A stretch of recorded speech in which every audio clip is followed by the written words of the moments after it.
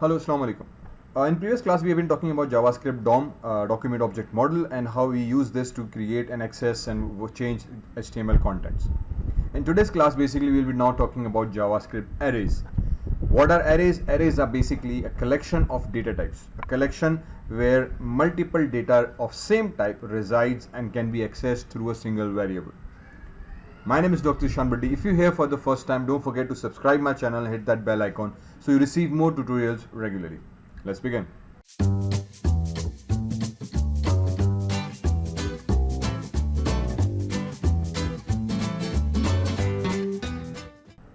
Now, arrays is something that's not a new concept. It's very old and it exists in almost every single language. So if you are coming from JavaScript, Java or C++ or any other language for that matter, you might already have used arrays and access it or know about it. However, in JavaScript, basically again we define arrays in the same thing. Arrays is known as a collection of similar data types. By that we meaning that it contains multiple data of same type, which is accessed through a single variable. Okay, it's like a box that holds lots of data. It's like a crate of eggs that contains lots of eggs within a single crate, and you can transfer them using the same single object. So this is what arrays does. Typically when we work with JavaScript, what we do is we have something called, for example, if I come here to script tag, we create a single variable. So right, variable x is equals to 10. What this does is it contains a single value. So even if you create, for example, name and you specify as name, this is basically what we refer to as a single variable. Okay, this name or x contains a single value, which is either Zeeshan if you're using name, or x is equal to 10. Okay, this is a typical every single data type that we use. However, when we create arrays, basically within JavaScript, we say we have a variable. We, for example, say ARRNAME name, array name, which can be any variable name, is equals to, instead of giving it a direct value, we use something called square brackets. Now, square brackets in almost every single language define arrays. Alright, this means that you are trying to create a collection of data type.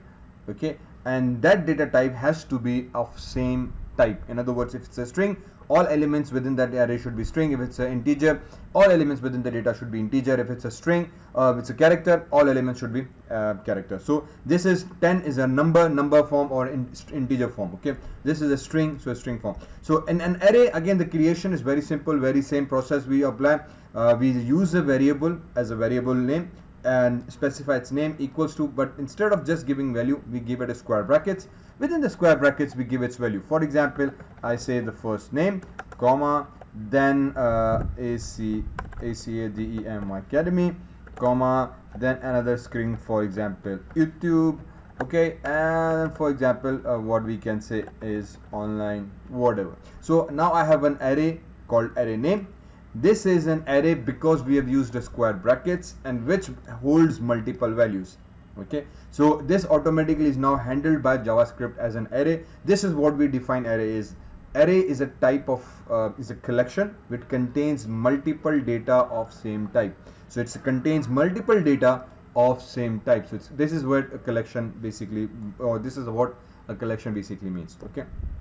So this each data now within an array is referred to as an element. So this is an element. The only key thing is that because this is an array, each element, there can be many arrays, but each element starts from a 0 index. Okay, so in each array, the element starts from a 0 index. So this will be at a 0 index. The second will be at 1 index.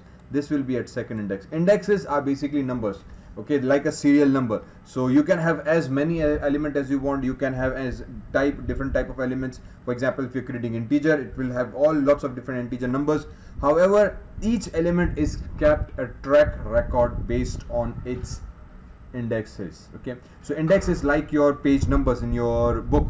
Okay, so it doesn't matter what the text is, each page number is a particular sequence. It starts from page 1 and goes on, so on and so forth. So this is what index number refers to. So each item in an array starts from a 0 index, then it goes to 1 index, 2 index, 3 index. You can create arrays of various types. For example, in this case, number numbers equals to bracket star bracket close, and it's not necessary that you specify it on the same line. You can specify it on multiple lines as well. So this can be, for example, 100, this can be 200, and if I go back, sorry, this can be, for example, 300, and so on and so forth. Okay, so each if this is the last, you don't give a comma. Okay, so you can declare array on a multiple line as well, and you can use it as you like. Okay, you can use a new keyword as well. So if I come here, variable, for example, array obj is equals to new, and then we create an array and we specify it with a brackets. Okay, this is another way of creating arrays. So in this case, again, I can specify whatever data I like. So but keeping in mind that there has to be same data. So for example, if I do this, okay, and then I do this, for example, so now what we have done here is that we have specified a string, integer, and character. This is where JavaScript will start creating problems. Same rule applies for any type of array you're creating. This means it's a different data type. Remember, array we define, it's a collection of same data type. So wherever we need lots of data of same type, that's where we use arrays. Okay, if you change the type, now it's no longer array, so we change it. Okay, and we, even if you need to use 34, you use it as a string. So now this will behave like a 34 number, not as an integer. And even if you need to use w only, you put it in inverted quotation. So this will also behave like a string, this will also behave like a string, this is also behave like a string. Then we use the new keyword here. The new keyword here basically refers to creating a new array object. Okay, so this array will be now basically behave like an object, and it would behave like the data within each of its components are also like an object elements. Okay, however, in a general terms, this is exactly same as creating this thing. Okay, for the simplicity's sake, you would find this type of array being used more commonly, but within JavaScript you can also do that. You can create an array objects as well. Okay, then how do we use the arrays?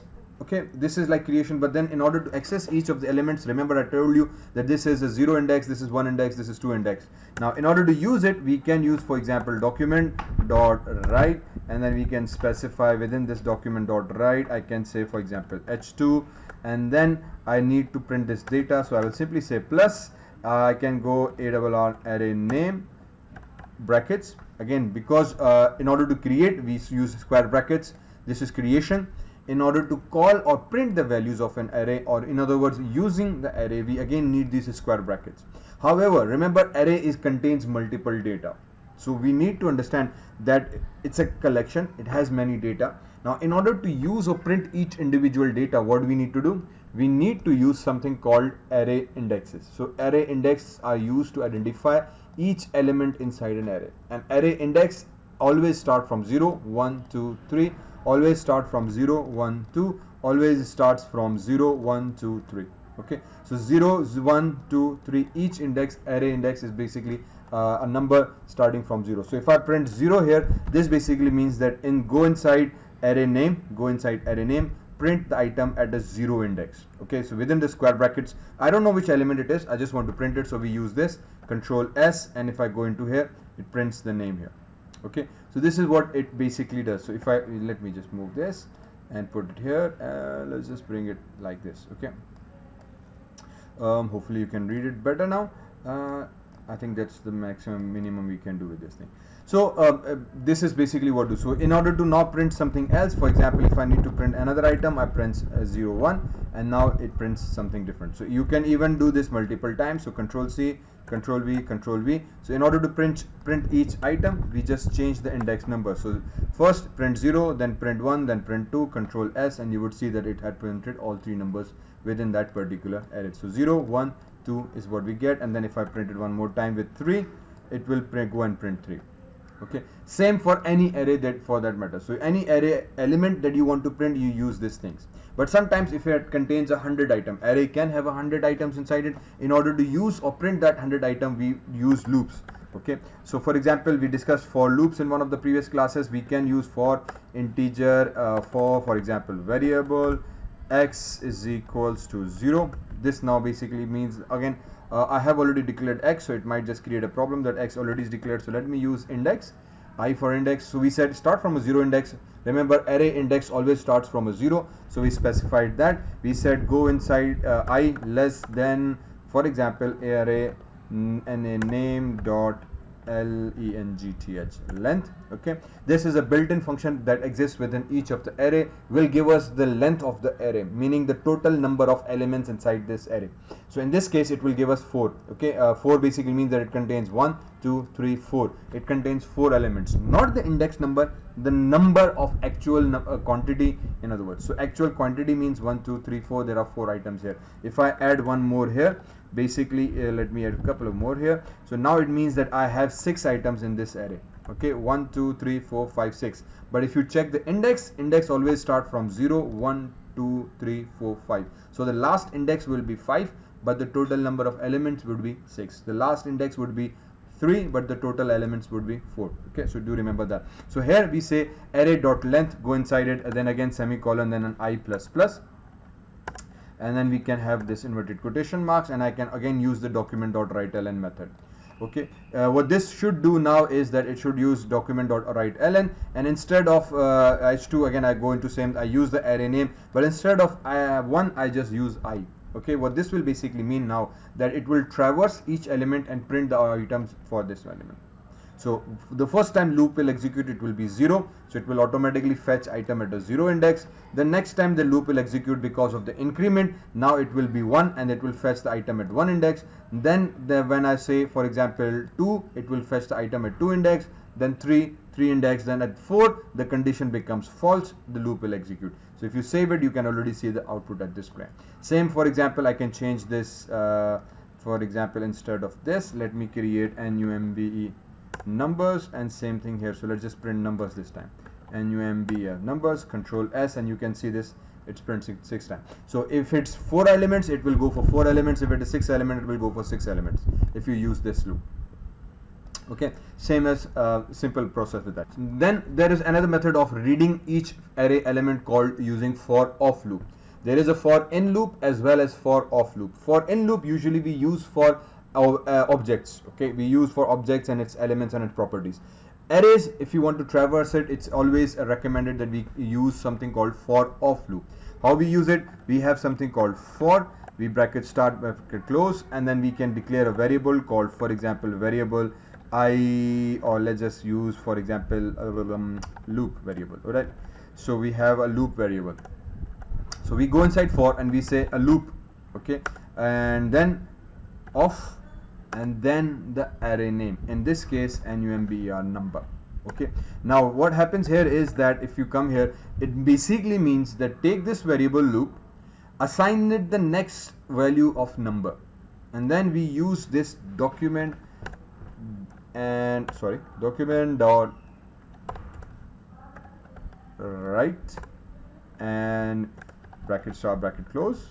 Okay, so we then use document.write, for example, or any other process that you want to do with these elements. Now what here happens is basically sorry, I'm just mistaking. Okay, so what happens here is basically that it says that this is just a temporary variable we created. We told loop that instead of writing this entire technical aspect of it, we just told it that, look, what you need to do is you need to go inside this number, take the first value, assign it to the loop. It does it automatically. You don't have to worry about anything of the index, the initialization, the increment. This is a special type of loop that would automatically traverse the elements of an array. Okay, what it does is it says go inside an array, take the first element and assign it to the loop, and then inside the loop body we can say yo bro h2. Okay, let me give it a style, style style is equals to single quotations, and then I can say color colon, for example, blue, and then I think I can just simply close it, and then in order to print the value I will just simply use the loop. That's it, control S. What happens now is that it will go inside this particular number array. Okay, it will say that take the first element, assign it to the loop will go inside it, print that value. The next time loop executes, it will say, does this number have the next another element? It will automatically evaluate the condition. If it has an attempt, it will take it and assign it to the loop. The loop goes inside the loop body, prints the value. The third time loop goes, again it says, the number, does it have another element or not? Is it empty or is there data there? Say, it has data. So it will take the data, print it, assign it to the loop, and the loop will be printed. The fourth time, if it has an element, it will again assign it to loop. So what it does is, it automatically assigns the value to the loop, every element. Once the loop item exhausts itself, that means there is no more item, the loop executes. Loop exists. Okay, so this is another very simple mechanism of printing an item. If I come back here and now I check that there is no output here. Why is there no output here? Okay, sorry. Numbers. Okay, there's some spell. So as soon as I correct that spelling, Control S, and you can see this, that this blue text has been printed. Okay, so what again numbers does, or loop for off loop does, is that for off loop basically it traverses certain elements of your array. Okay, and it can easily print the element without any fuss and without any evaluation, without any checking or anything. So you can very easily use a for off loop to traverse your elements and process it. So as soon as the number of elements increases within this, it will automatically be increased. So you don't have to change the loop at all. So if it has 7,800 and then I press S, you can see this, it has already output to 800. I don't need to change that. This can be done with anything. So for example, even in this case, if I use it to print the array name, so if I come here, I say ARRNAME name. Okay, here we go, Control S, so it prints all this data. So as soon as it's saved, data is printed.